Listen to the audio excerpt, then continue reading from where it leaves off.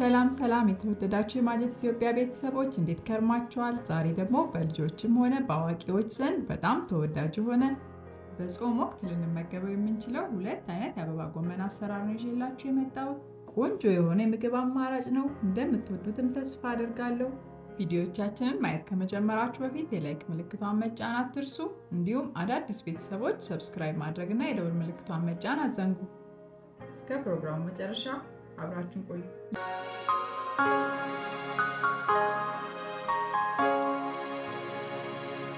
ይህንን የአበባ ጎመን ጥብስ ለማዘጋጀት የሚያስፈልጉን ግብአቶች: አበባ ጎመን፣ 1 ኩባያ ፍርኖ ዱቄት፣ 1 ሾርባ ማንኪያ ፓፕሪካ ዱቄት ወይም የበርበሬ ዱቄት፣ ግማሽ የሻይ ማንኪያ ከሙን፣ ግማሽ የሻይ ማንኪያ ቁንዶ በርበሬ እና ጨው ናቸው። ስራችንን ስንጀምርም አበባ ጎመኑን እየቆራረጥን በንጹህ ውሃ ውስጥ እንጨምረዋለን።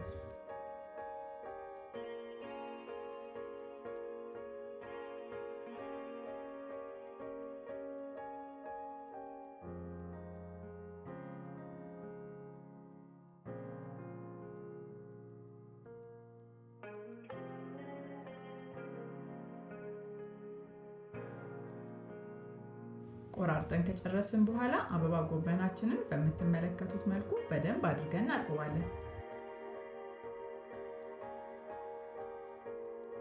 በሚገባ ካጠብነው በኋላ ድስታችንን ውሃ ጨምረን እሳት ላይ እንጥዳለን።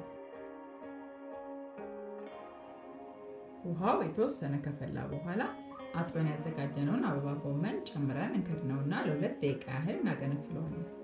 አበባ ጎመኑን ለጥቂት ደቂቃ ገንፈል ካደረግነው በኋላ ትንሽ ጨውን ጨምርና ከእሳት ላይ እናወርደዋለን።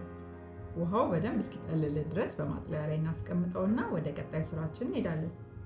በመቀጠል በጎድጓዳ ሳህን ላይ ፍርኖ ዱቄት፣ ፓፕሪካ፣ ከሙን፣ ቁንዶ በርበሬ፣ ውሃ እንጨምርና አንድ ላይ እናዋህደዋለን።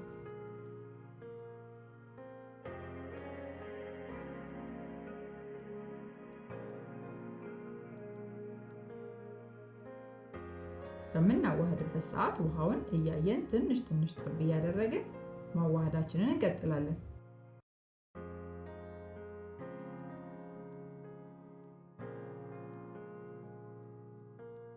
ግማሽ የሻይ ማንኪያ ያህል ጨው እንጨምርበታለን። እዚህ ጋር እንግዲህ ሊጡን በምናዋህድበት ሰዓት በጣም መቅጠን አይኖርበትም። ወፈር አድርገን የምትመለከቱትን አይነት ይዘት እንዲኖር አድርገን እናዋህደዋለን። አሁን እንግዲህ እንደምትመለከቱት በምፈልገው ውፍረት ደረጃ ላይ ቆንጆ ሆኖ ተዋህዶልኛል። በመቀጠል ቅድም ያዘጋጀነውን የአበባ ጎመን በምትመለከቱት መልኩ አንድ በአንድ እያደረግን ወደ ሊጣችን ውስጥ እንጨምረዋለን። አበባ ጎመኑን እንግዲህ በምትመለከቱት መልኩ ሙሉ በሙሉ በሊጡ ከተሸፈነ በኋላ ለ2 ደቂቃ ያህል እንደምትመለከቱት ነክረን እናቆየዋለን። በመቀጠል መጥበሻችንን እሳት ላይ ጥደን በመካከለኛ ሙቀት ላይ አድርገን ዘይት እንጨምራለን።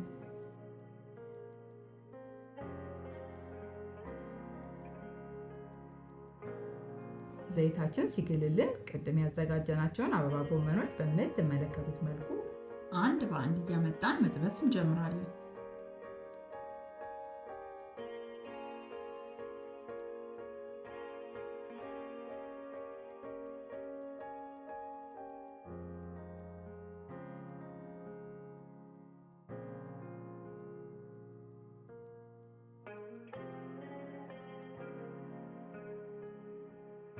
የታችኛው ክፍል ለ2 ደቂቃ ያህል ከበሰለ በኋላ ገልብጠን የላይኛውን ክፍል ደግሞ በ2 ደቂቃ ያህል እናበስለዋለን።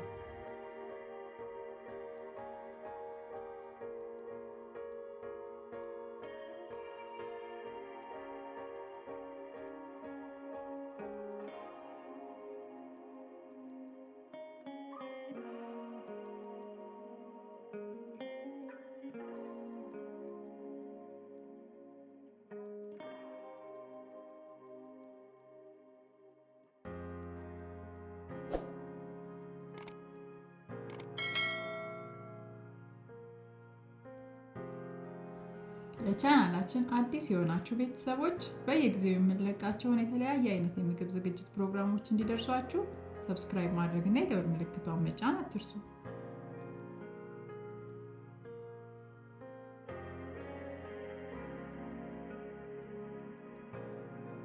እያገለባበጥን ማብሰላችንን እንቀጥላለን።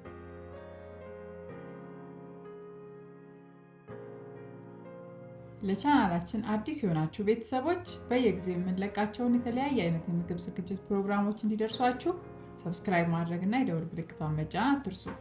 አበባ ጎመናችን እንግዲህ ይህን የመሰለ ቆንጆ ከለር ይዞ በስሎልናል። በመጨረሻም ከዘይት ውስጥ እናወጣና ወደ አዘጋጀንለት ዕቃ ላይ እናስቀምጠዋለን።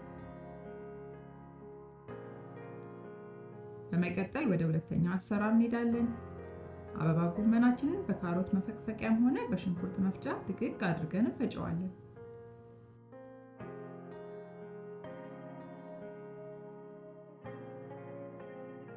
ይህንን የአበባ ጎመን ዱለት ለመስራት የሚያስፈልጉን ግብአቶች ቀይ ሽንኩርት፣ ነጭ ሽንኩርት፣ ኮረሪማ፣ ጨው፣ ሚጥሚጣና ኦሊቭ ኦይል ናቸው። ስራችንን ስንጀምር መጥበሻችንን እሳት ላይ እንጥድና ሽንኩርታችንን እናበስላለን።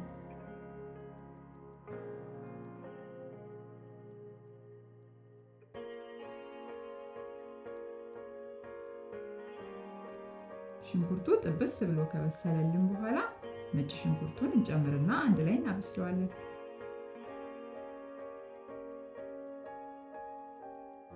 አንድ ላይ ካበሰልነው በኋላ ቅድም ፈጭተን ያዘጋጀነውን አበባ ጎመን እንጨምርና ማብሰላችንን እንቀጥላለን።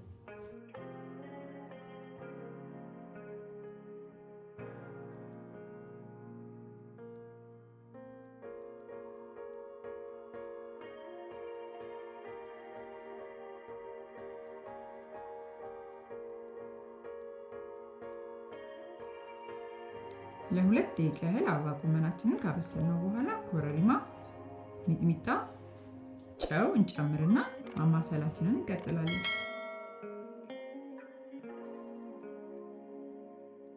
ለቻናላችን አዲስ የሆናችሁ ቤተሰቦች በየጊዜው የምንለቃቸውን የተለያየ አይነት የምግብ ዝግጅት ፕሮግራሞች እንዲደርሷችሁ ሰብስክራይብ ማድረግ እና የደወል ምልክቷን መጫን አትርሱ።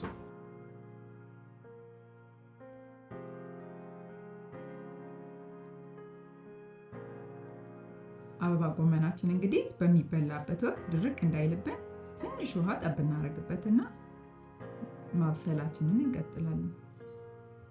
ውሃውን የምንጨምርበት ምክንያት በሚበላበት ሰዓት ድርቅ የማለት ባህሪ እንዳይኖረው ትንሽ ላላ እንዲያደርግልን ነው።